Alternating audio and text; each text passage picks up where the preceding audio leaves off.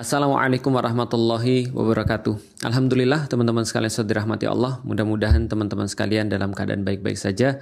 Yang pertama tentu saja yang pengen saya bahas adalah tentang Indonesia darurat. Karena banyak sekali yang teman-teman lihat di postingan-postingan Indonesia darurat,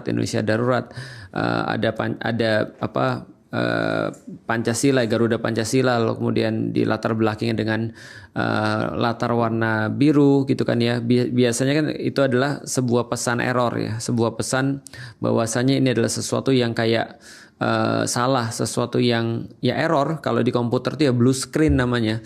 Nah kalau udah blue screen tuh berarti ada sebuah kerusakan yang serius pada satu sistem itu. Dan akhirnya orang-orang baru mulai berpikir bahwasanya sistem yang ada di Indonesia ini adalah sebuah sistem yang bermasalah.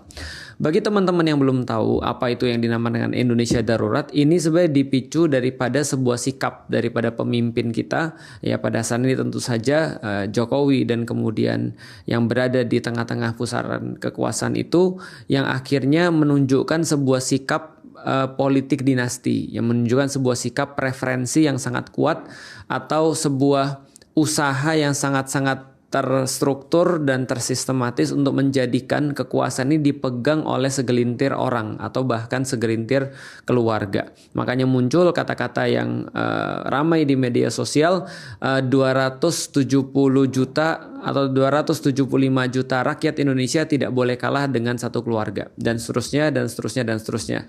Tapi teman-teman sekalian, tentu saja saya tidak mau membahas terlalu banyak tentang variasi-variasi ataupun fakta-fakta yang kita lihat, karena banyak sekali yang sudah membahas dan saya pikir teman-teman juga sudah cukup muak untuk melihat itu semuanya. Dan saya coba untuk membahas sesuatu yang lebih mendasar lagi, yaitu adalah tentang sistem yang ada di negeri ini sendiri. Berkali-kali dan semenjak lama, dan mungkin kalau teman-teman yang ngikutin saya secara pribadi dari dulu ketika masih di Twitter, dari situ saya mendapatkan sebuah julukan radikalis romantis gitu kan ya. Kenapa? Karena karena romantis banyak bahas orang pacaran, radikalis itu karena banyak bahas tentang pemerintahan. Terkhusus berkali-kali pemilu itu saya selalu menyampaikan biasanya bukan hanya orang yang memimpin, tapi soalan sistem kepemimpinan. Selalu dan selalu itu yang saya utarakan, itu yang saya ingatkan, dan itu yang saya coba untuk jadiin sebagai satu mainstream. Karena belum banyak orang-orang yang menyampaikan tentang sistem kepemimpinan. Karena gini teman-teman, aku pikir ya bahwasanya semua orang mungkin sudah paham bahwa pemimpin itu penting. Bahwasanya kalau pemimpinnya baik, maka kita semua akan jadi baik. Kalau pemimpinnya buruk, kita semua akan jadi buruk. Dan itu tidak salah, itu betul. Tapi di dalam Islam, ternyata Rasulullah Shallallahu Alaihi Wasallam itu ternyata menggarisbawahi juga tentang satu hal yang lain, yaitu dinamakan dengan sistem kepemimpinan. Makanya kemarin ketika kita berbicara tentang apakah itu adalah pilpres, apakah itu adalah pilkada ataupun yang lain, itu kan analoginya kayak kita milih sebuah imam sholat ya. Kalau andaikan kita mengadakan audisi imam sholat, lalu kemudian adalah 5 orang misalnya yang dipilih untuk jadi imam sholat. Karena yang memilih itu taunya mereka dipilih untuk jadi imam sholat, tentu saja kualitas-kualitas yang dipilih adalah kualitas yang menuju kepada imam sholat itu. Misal, kalau ada orang yang nggak nutup aurat ya jelas nggak jadi imam sholat. Kalau misalnya dia justru bukan muslim ya nggak akan dipilih jadi imam sholat.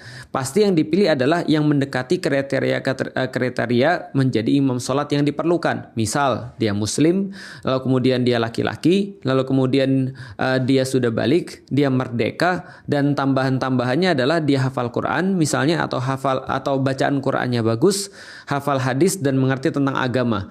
Preferable dia orang yang sudah berumur dan tampilan badannya bagus serta suaranya mumpuni, maka dia akan dipilih jadi imam sholat. Tapi kalau andaikan audisinya adalah pemilihan imam sholat, tapi aktivitas yang dilaksanakan adalah bukan sholat, tapi nge-DJ, yaitu kayak di prank kan gitu. Artinya itu sama aja kayak dalam satu sistem kepemimpinannya buruk tapi memilih pemimpin yang baik, ya nggak nyambung, ya malah kesian orang yang dipilih itu.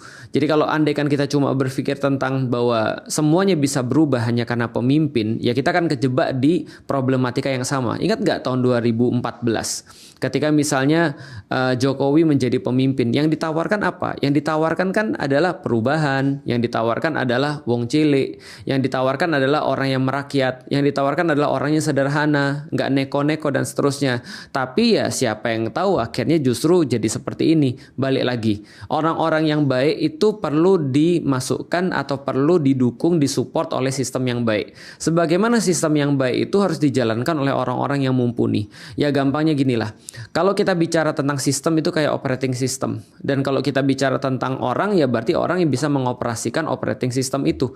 Berarti ya keduanya itu adalah sesuatu yang nyambung, sesuatu yang terhubung, sesuatu yang berkaitan satu sama lain. Jadi kalau sekali lagi kita berbicara tentang pemimpin dan nasib rakyat 275 juta rakyat Indonesia ini, berarti kita berbicara bukan hanya tentang orang yang memimpin, tapi sistem di mana dia akan memimpin. Karena teman-teman sekarang juga sudah, ya bukan sekarang aja sih, tapi berkali-kali khususnya sekarang teman-teman sudah bisa ngerti bahwa kalau ada orang yang baik, dia masuk dalam sebuah sistem yang buruk atau dia menjalankan satu sistem yang buruk, maka dia akan punya limitasi-limitasi untuk menjalankan kebaikan-kebaikannya itu. Atau bahkan sangat mungkin sekali dia dipaksa untuk melakukan sesuatu yang nggak baik. Karena memang sistemnya seperti itu. Maka hari ini kita coba bahas tentang sistem. Tapi ini mungkin bahasanya agak sedikit harus sabar karena kita memang coba membahas tentang sistem kepemimpinan.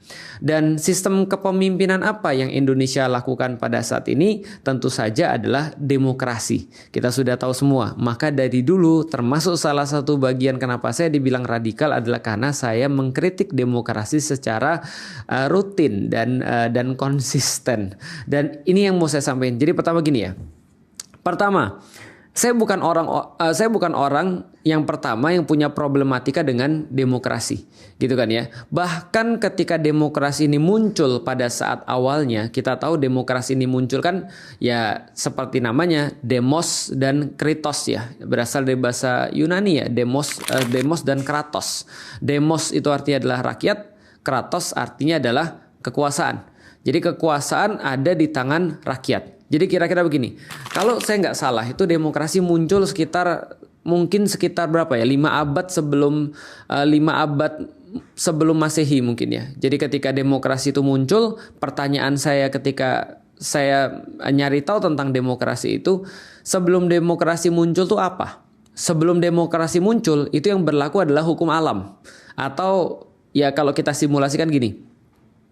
Andaikan ada 10 orang yang berkumpul, biasanya siapa yang tukang banyak ngatur itu? Kalau nggak yang paling tua, yang paling kuat. Ya itu kan sesederhana itu kan ya.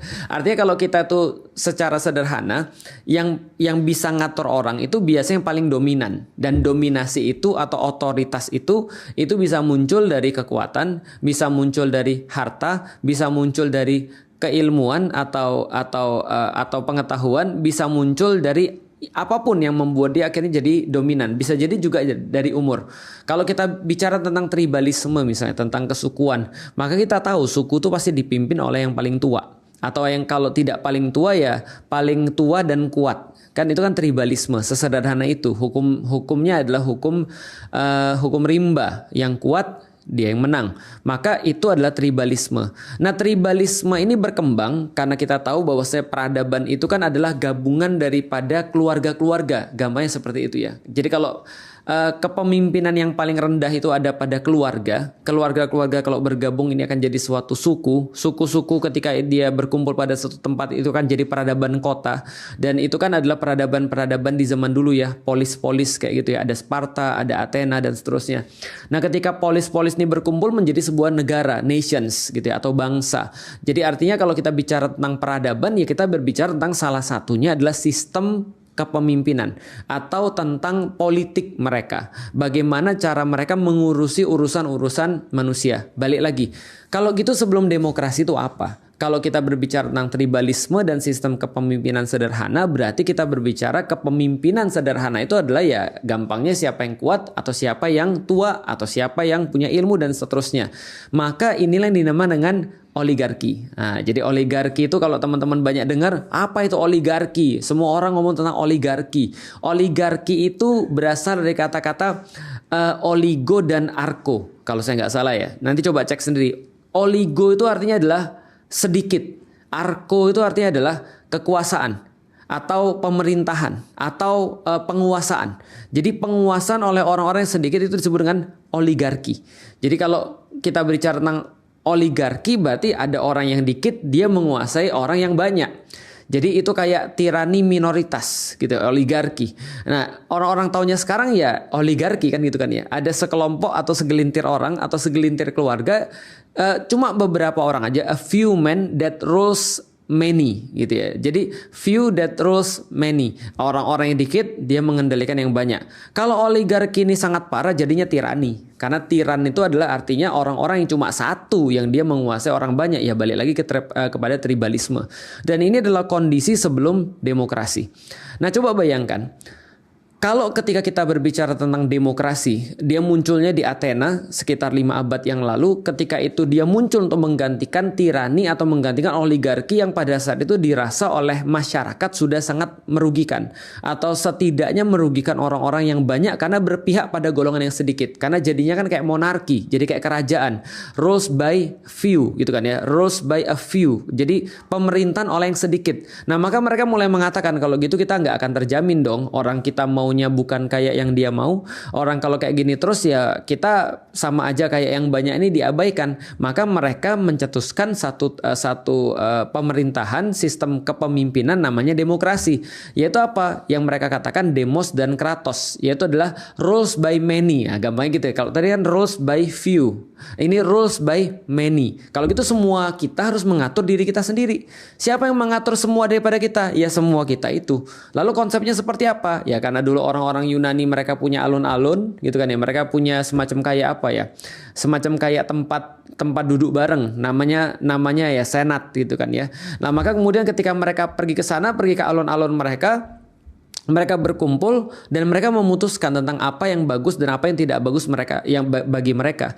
What's right and what's wrong? Ayo kita bicarain bareng. What to do and what do and don'ts gitu kan ya. Semuanya itu diputuskan bareng-bareng. Nah, ketika lama-kelamaan berkembang, contoh misalnya ya kalau penduduknya di situ cuma 1.000 ya bisa aja setiap tahun kita ngumpul lalu membicarakan tentang apa yang baik bagi kita dan apa yang tidak baik bagi kita gitu ya. Tapi kalau misalnya sudah yang misalnya 100.000 ya tempat mana lagi yang ngumpul? Waktu itu belum ada Old Trafford tentunya ya. Dan kalau ada Old Trafford juga riweuh juga gitu kan ya. Nah, maka mereka bilang ya udah kalau gitu ada sistem perwakilan. Nah, jadi muncul nih sistem perwakilan, masuk akal ya. Jadi kalau ada 100 orang biasanya ngumpul ya udah tinggal ngomong aja, atau 1.000 orang ngumpul mungkin masih bisa ngobrol. Tapi kalau sudah ada 100.000 maka mereka bilang ya udah 1.000 daripada kita diwakili 1 orang gimana.